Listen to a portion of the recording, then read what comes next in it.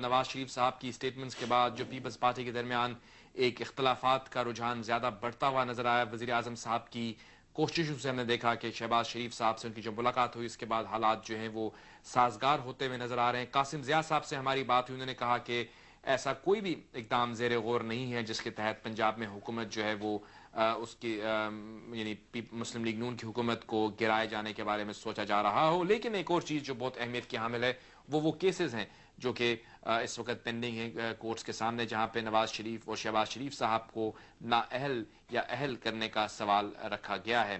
مبصرین یہ کہتے ہیں کہ بہت ہی عجیب سی بات یوں لگتی ہے کہ نواز شریف صاحب تو ایک پاپولر لیڈر ہیں جن کو عوام الیکٹ کرتے ہیں اور عوام ان کو پسند بھی کرتے ہیں.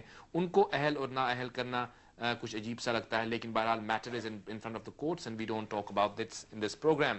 ہم چھوٹی سی بریک لیں گے. بریک کے بعد جب ہم واپس آئیں گے تو ہم موقف جانیں گے پاکستان مسلم لیگ نون کا.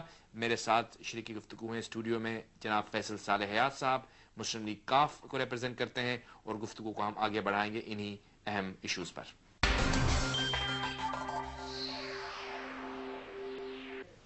Welcome back viewers to Insight with Javed Malik. ہم بات کر رہے ہیں ملک کی سیاسی صورتحال پر. میرے ساتھ اسٹوڈیو میں ہیں فیصل صالح حیات صاحب جو کہ فیڈرل منسٹر رہے ہیں, پیپلز پارٹی سے تعلق تھا, اس کے بعد مسلم لیگ کاف کے اندر اس وقت پارلیمانی لیڈر ہیں پارلیمنٹ میں, اور ہم ڈسکس کر رہے ہیں جو اس نیشنل ریکانسیلیشن کو جس کے تحت تمام لوگوں کی امنگیں یہ تھیں کہ تمام جمہوری قوتیں یکجا ہوں گی.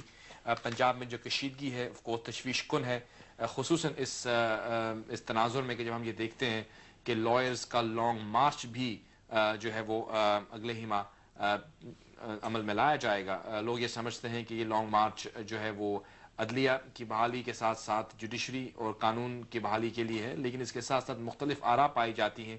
پیپلز پارٹی اور خصوصاً ان سے الحاق رکھنے والے مبصرین یہ سمجھتے ہیں کہ کافی حد تک جو جج حضرات ہیں وہ بحال ہو چکے ہیں, صرف چند جج حضرات جو ہیں وہ اس وقت نہیں ہیں.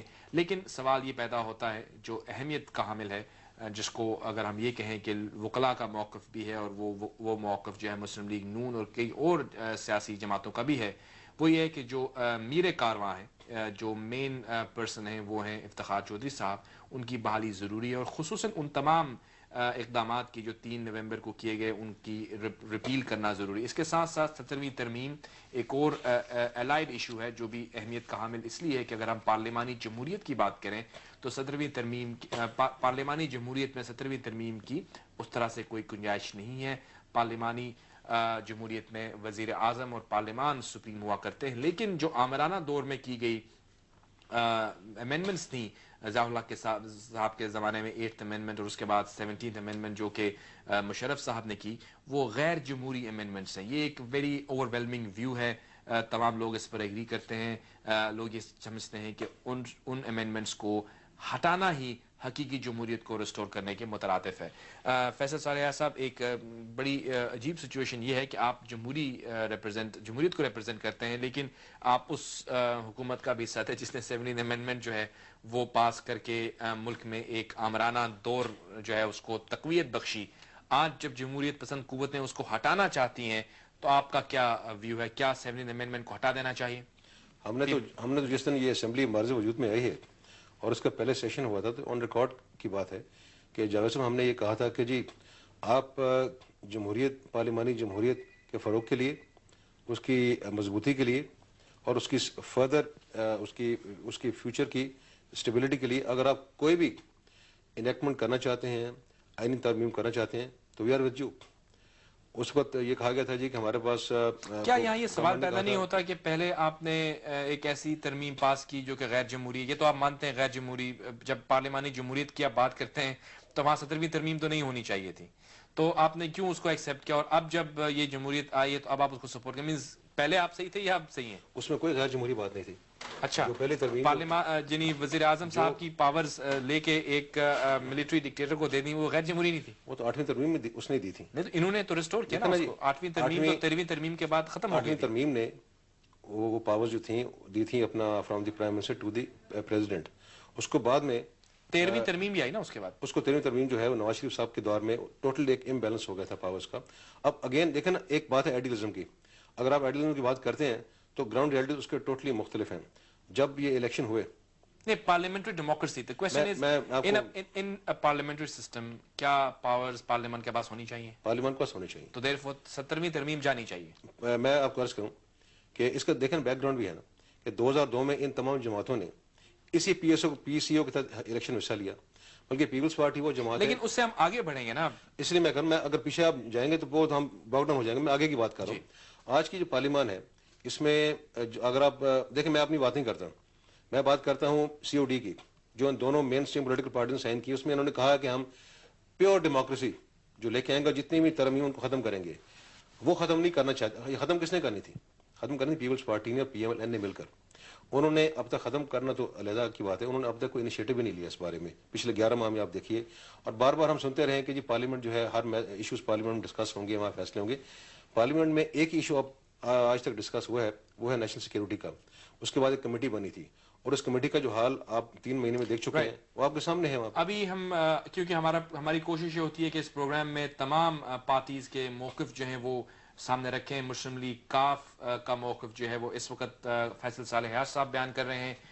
بریک سے پہلے پیپلز پارٹی کا موقف قاسم ضیاء صاحب نے بیان کیا, کیونکہ وہ اس وقت جو ہے اس کشیدگی کے حوالے سے سرورق میں نظر آ رہے ہیں. اور اس وقت میرے ساتھ لائن پر ہیں جناب جاوید ہاشمی صاحب, جو کہ مسلم لیگ نون کے ایک اہم سینئر رہنما ہیں. السلام علیکم جناب جاوید ہاشمی صاحب.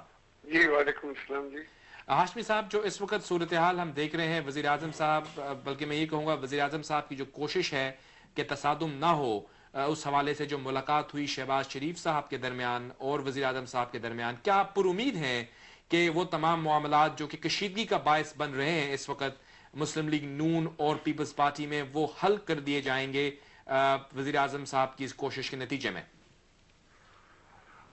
میں شکر گزار ہوں جی, آپ نے مجھے یہ بات کرنے کا کہا ہے. کہ کشیدگی لفظ ذرا سخت ہے, کیونکہ اگر یوں کہیں گے تو یہ تو کشیدگی 62 سال سے جاری ہے.